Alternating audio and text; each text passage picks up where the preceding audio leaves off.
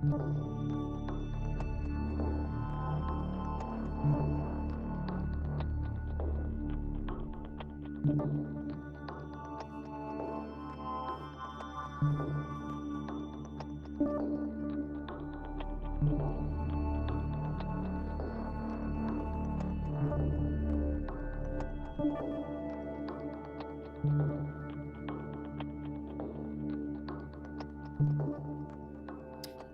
evening, everybody. Welcome to the second episode of Inside Utica University Football with Head Coach Blaise Faggiano, who joined me in just a little bit. If you're tuning in tonight, make sure to hit subscribe on YouTube. We're across all social media platforms tonight: Facebook, YouTube, Twitter, LinkedIn, and TikTok, of course. If you have any questions, comments for Coach, we'll pull him on. I'll try to pull as many comments and questions over as I can.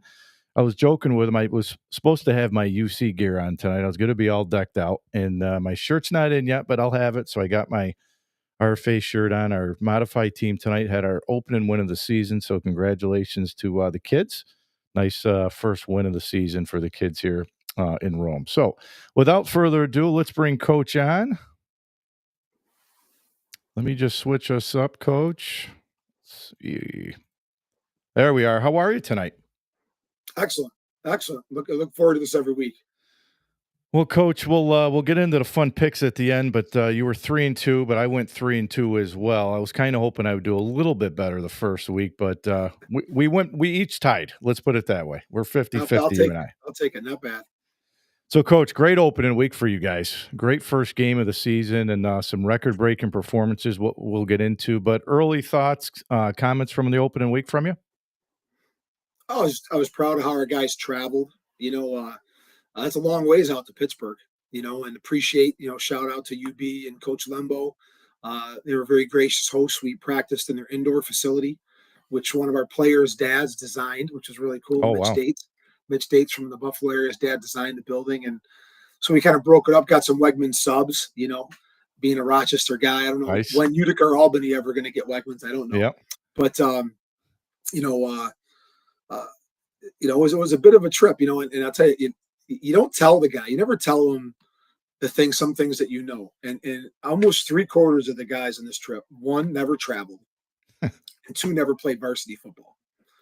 And here we are opening up with the president conference champs, right? Long trip. But when everyone had a tie at dinner, I was like, we're going to be okay. Right? Everyone had a tie at dinner. We looked sharp. They traveled well. I'm like, our guys just have so much energy. There was a little inside. There was karaoke in the hotel. Okay. And there had to be like 30, 40 people, all probably a little older than me, we'll say. Right. And I find this out the next day from the parents. And they just couldn't get over our guys with the people there. All the people were rooting for us to win the next day. Our guys were singing karaoke. And when 10 o'clock hit and bed checks at 10:30, they just scattered. Boom. They all went to bed. And the parents just couldn't get over our guys and how they were. And, when I had heard that the next day, I said, we're definitely going to play with some passion and some energy on Saturday. And it was one heck of a football game. And, glad it was on TV. A lot of the Pioneer Nation got to watch the game and tune in. And it was pretty crazy. Like, now I'm going to start with the negative first. We had 133 yards in penalties. So we got to get that fixed. And I promise everyone we will.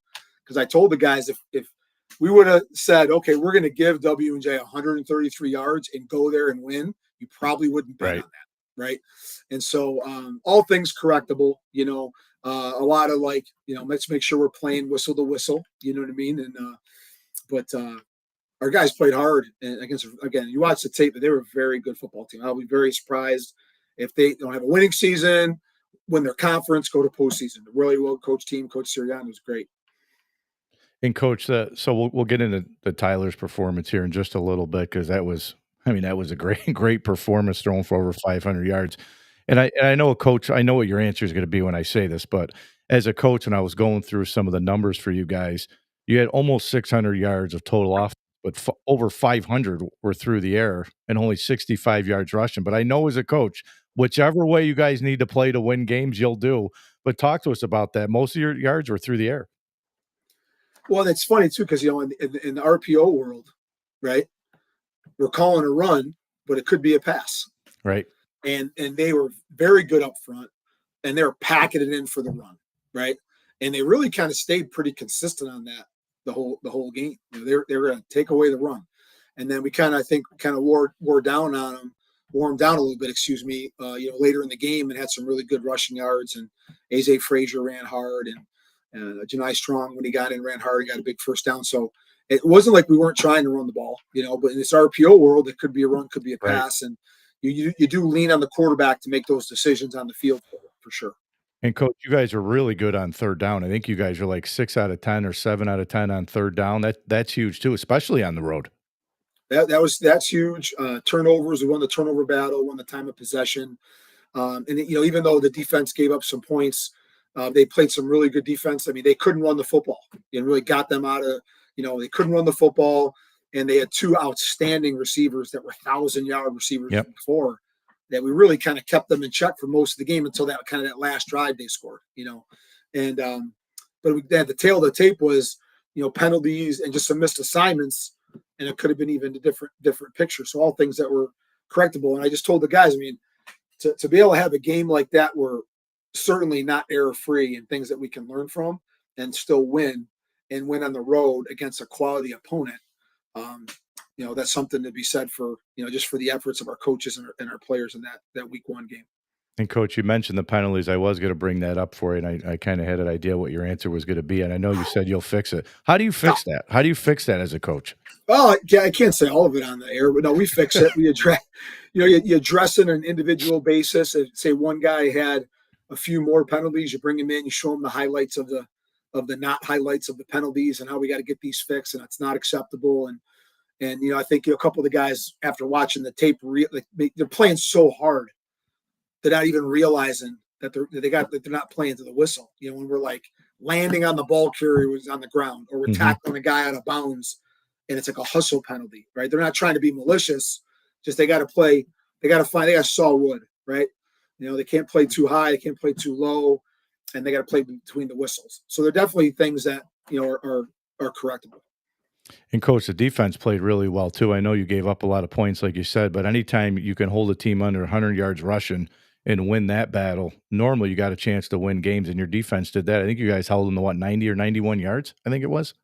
It was 91, and again, they're a big physical team, well coached team, talent all over the board. Their special teams, like and that's the thing that was great about our team. Like the first kickoff, we don't do well, we don't execute, and they give a huge kick return and they score, right?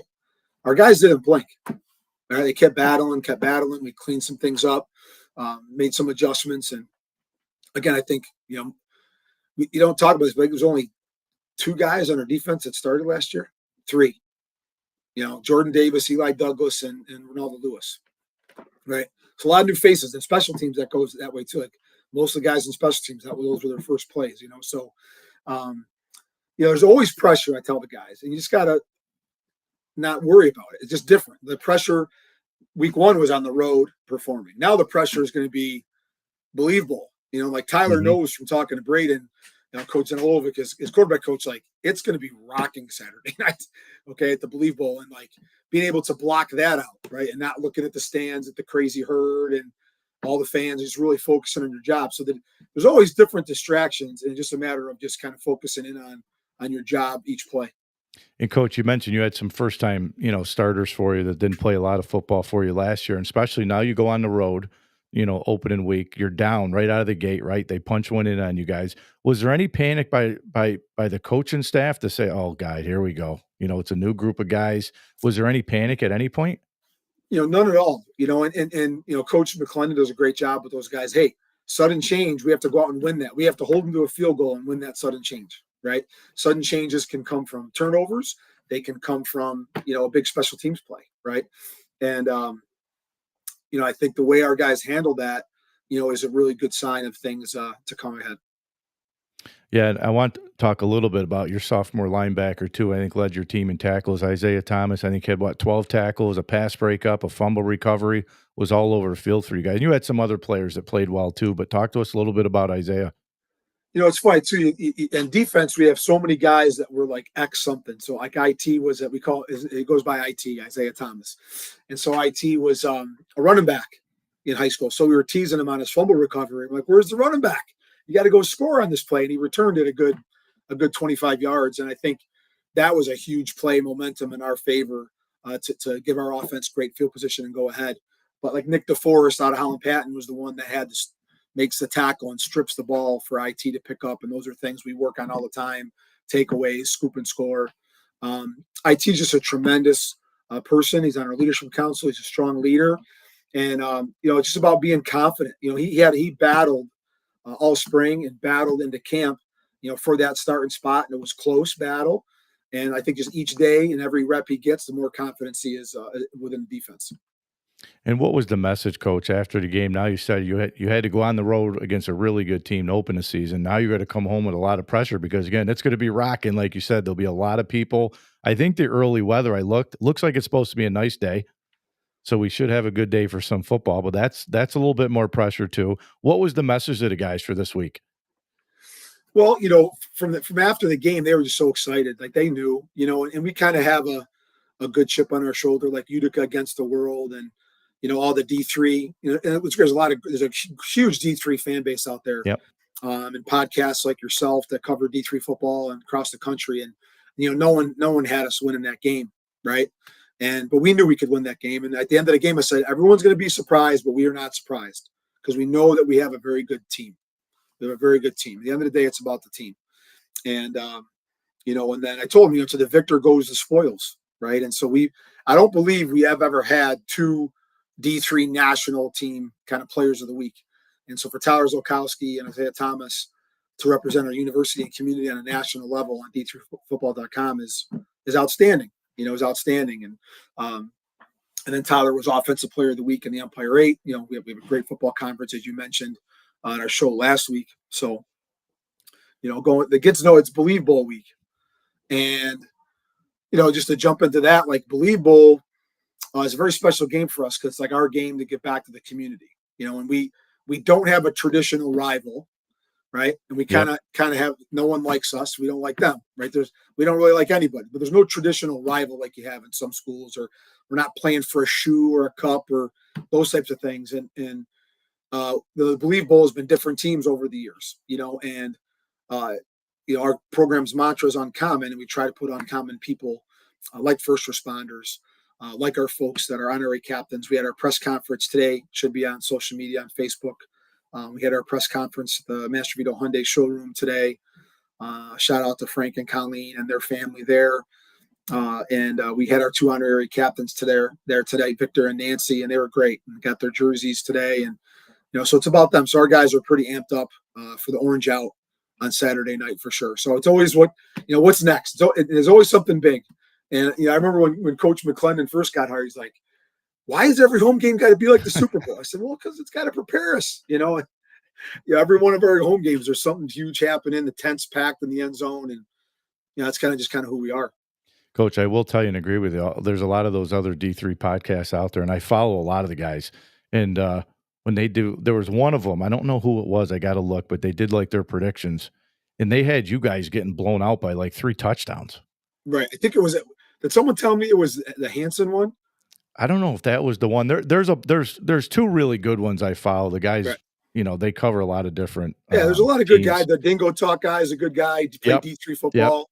He's a good dude, But one of them had you guys like 56 to like 21 or like something crazy. And I was like, they don't do that. Man, what do they watch?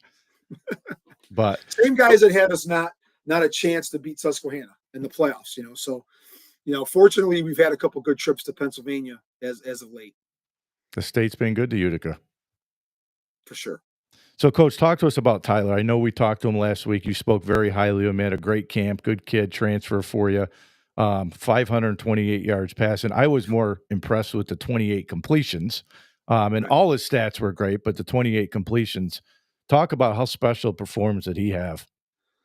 He had a great performance. The O-line played very well. I think we only had 2 sacks in protecting him.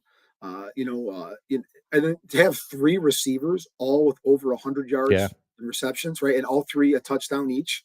And that's not including Gabe Zawala's touchdown and the 73 yards that Logan Frederick had, and like, there's a great little story there. Like everyone, who's Logan Frederick? Well, Little Falls High School, family had moved around a bit. One time was in Virginia, Pennsylvania, comes home to the area and wants to be a physical therapist, right? Playing receiver for the last few years.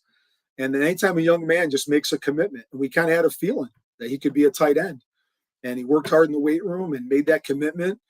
And boy, we're fortunate to have him. It's just a great story, But Antonio, everyone has eyes on Antonio. Had a great game.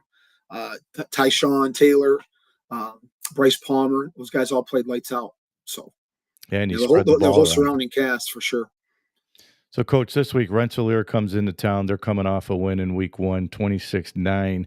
And it was, again, funny because I was looking to see some of the guys on their team. Their quarterback's father was the running back coach at Fordham when I played, the DiMatteo kid, the quarterback. So I was looking through that. I said, I know him. Talk to us about, what do you know? What's the scouting report on Rensselaer? What do they bring to the table? And if you can help me, is his dad, because there's the brothers, is his dad the head coach at Somers? I think his dad is the coach at Mahopek. Mahopek. Okay, that's what it is. Yeah, you got it. That's right. And then his uncle's the head coach at Somers. Yes. That's the one at and then their grandfather, like this kid's grandfather, is like a god. Coach DiMatteo, like, got an award at the AFCA a couple years ago. But the quarterback and runs their offense very well. They have some really good skill players, the running back and receiver positions. The offensive line's big. They're going to use the quarterback in the run game some. Certainly, teams are going to, really try to run the football against us and keep our offense off the field. They're very good at running screens.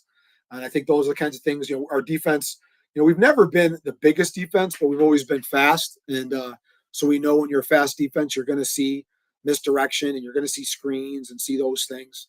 Coach Isernia has done a great job there. It wasn't too long ago, within a year of us, where they had beat Cortland in the playoffs one year. The year before, I think Cortland won the whole thing, right? So, very good program, well coached. One of their newest coaches, Justin Higgins, was on our staff and was head coach at Morrisville and Keystone, and moved his family back to Albany. He's from the North Country, and so he knows us a little bit. And so they're, again, very well coached, really good football team. Traditionally win, and they traditionally go to postseason.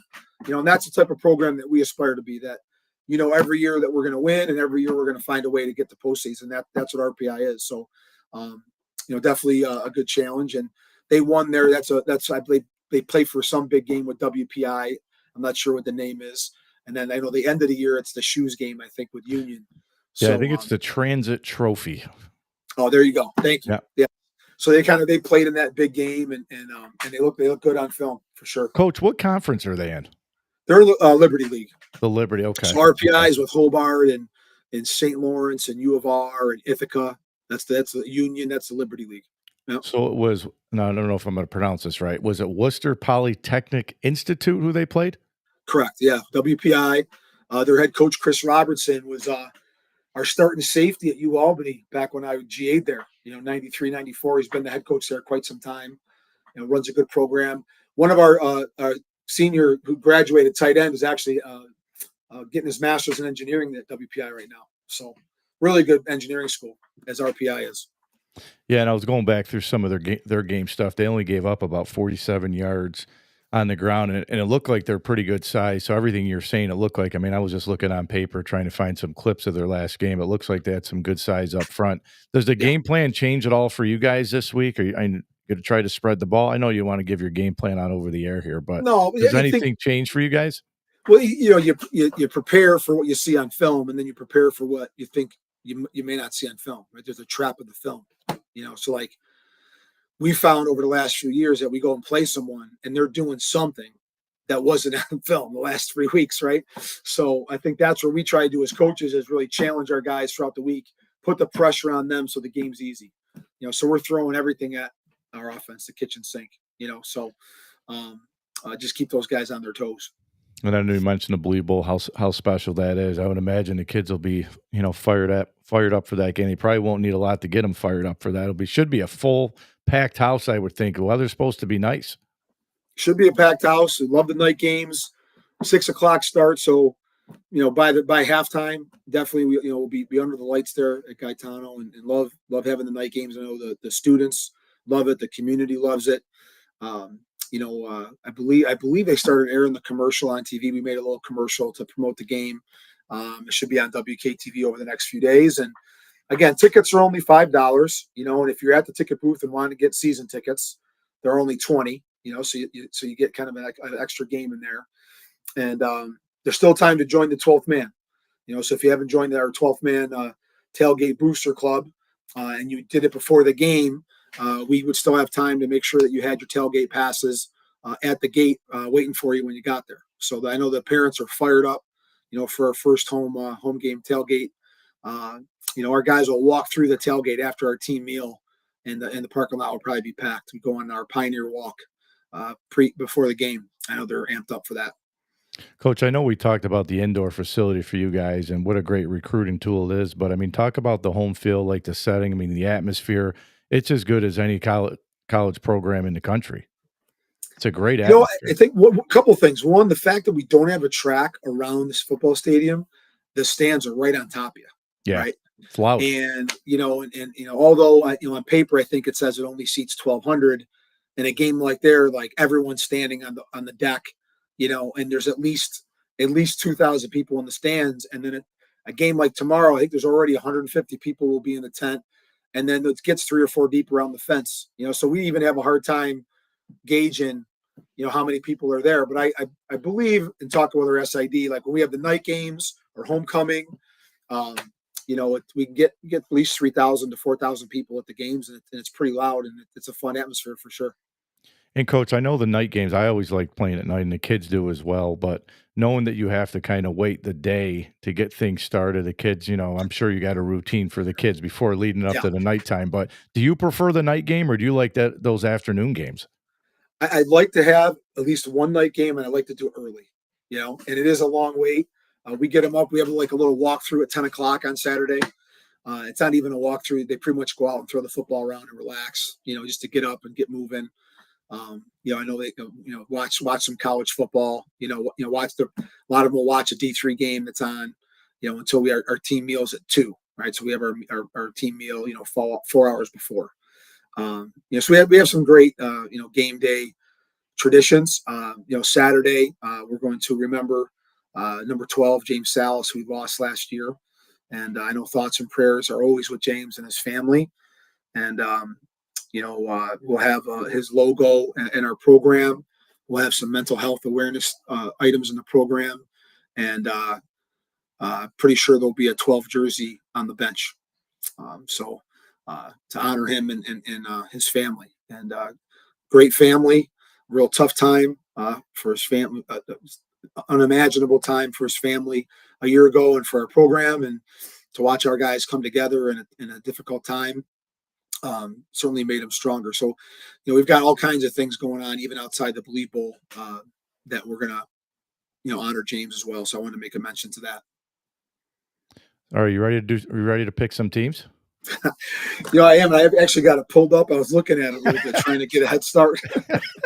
Well, you don't know the games I'm going to throw out. I'll take 3 and 2. I'm feeling good. All right. The first one I got, I don't know if anybody's playing as good as South Florida right now. Two ranked wins. This is a big game. South Florida at Miami. Miami's at 18.5-point favorite in this game. You think there's any shot South Florida can pull another one off? I think there is a shot. This is a tough one. Because our defense coordinator coached at South Florida for a few years with I'm going to blank for a minute. It'll come to me. The head coach, who was head coach at Louisville, who coached Lamar Hunt or Lamar okay. Lamar Jackson. Lamar Jackson, sorry. Charlie Strong, who I met. Charlie Strong. Love Great Charlie guy. Strong. Great guy. Last I knew, he coaching in Alabama. I kind of lost track of him, but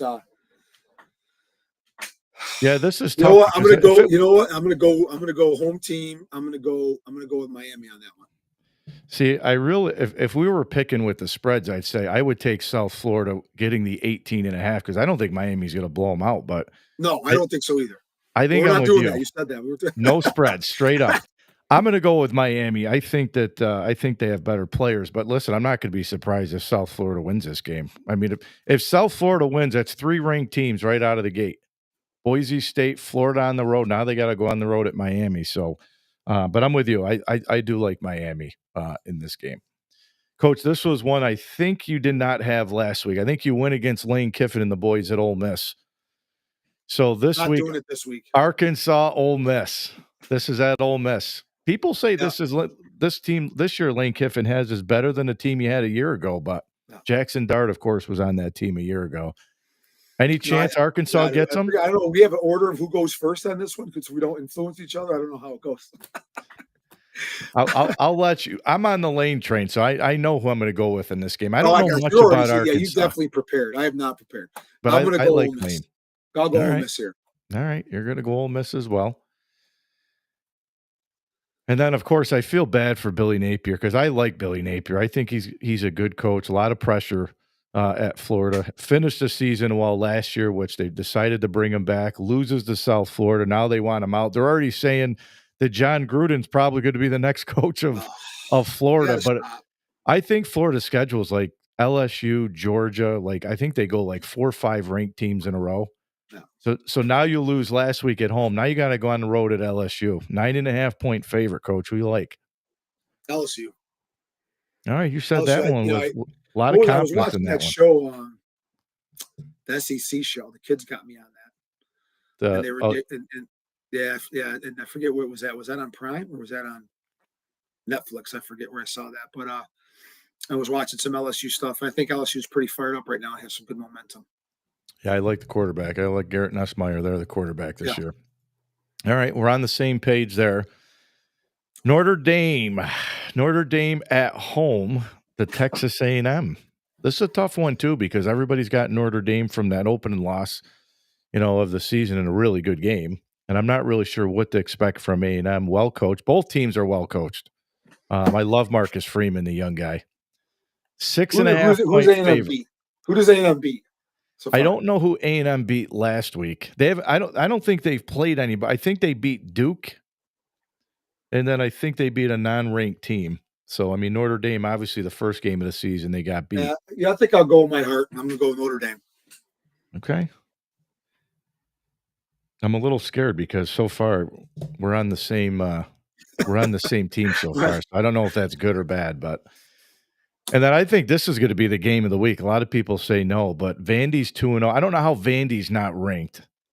I love what they're doing. I love their quarterback over there, but I'm a big Shane Beamer guy. This one's in South Carolina. Shane Beamer's. I got to watch him a little bit because the one game they covered on that show was South Carolina LSU a year ago, and South Carolina had a chance to beat them. I think here I got to go South Carolina. Yeah, I'm with you. I thought the game last week when they beat Virginia Tech and his dad was on the field with them, they gave the game ball to his dad. I thought was really cool, and they kind of aired it when Shane grew up. Obviously, played for Dad, and then was a coach for Dad, and it was really cool to see that. And Lenore Salazar, the quarterback, who's phenomenal, gave Frank the game ball. I thought was pretty cool. So I'm going to ride with Beamer ball. I love Shane Beamer. Well, you could just tell from not being around him enough. I haven't hopefully he'll start speaking at the convention and things, and I can go be around him and listen to him. I heard his dad a few times, like at least 3 or 4 times. But definitely can relate to how the culture that he has and how he talks and coaches his players in that show I watched, and I was a fan right away. And he was another coach a couple of years ago. I mean, he was kind of on the hot seat because they lost like 3 or 4 games, and he's had 2 really good seasons. And I think they're going to be right there this year in the SEC. So we're on the same page, Coach. We have all the same 5 teams, so we'll see how we end up. And I know we were talking a little bit, and just briefly, we'll get your thoughts. Coach Fitz, they're going to go to Syracuse, play tomorrow. And I was saying they've been in games, and I know he'll get that thing turned around, but they'll play at Syracuse, which will be great for the kids and great recruiting tool, right? Great exposure, and it's nice. It's a local game, and I'll tell you what, they're going to make plays. Like they're going to have plays on their highlight tape at the end of the year against the Orange. Now I think the biggest thing that happens in those games at the different levels is like the line play, right? I think that's one of the biggest things is like, if Syracuse is able to run the ball, I think that'll be tough. But Coach Fitz always finds a way to score points. His DC is outstanding. So I'm very confident they're going to make some plays and certainly make it interesting and give the Orange their best, for sure. And Syracuse had the nice come from behind win last week against UConn, so good win for the Orange. They did. How about running the team? He's awesome. I listened to all his interviews. He's as authentic and genuine of a guy. Like, oh man, his interviews are great. I don't think I've ever seen that. Have you ever seen that after a game at any level? I don't no. I thought it was like a Remember the Titans kind of like era time thing to do. It was wild. It was wild, but then you hear the guys talk in the interviews and they love it, right? They want to be like, they want discipline. They want to be held accountable. They know they didn't play well, so kudos to Coach for, sticking to who he is for sure. Well, Coach, listen, I hope I get a chance to see you this weekend. If I do, I'll say hi, of course, and good luck this weekend and look forward to catching up with you next week. Thanks a lot. Fear the Moose Rock. All right, Coach, we'll see you. So that was Coach Blaise Faggiano. I love talking to him. I love doing this show weekly. I'm glad we ended up figuring something out to make it happen because I love talking football with him. He's a great guy. Always been great to me, and also was great to my dad as well. And my dad was coaching. So come on down Saturday night, 6:00, to Believe Bowl, Utica University.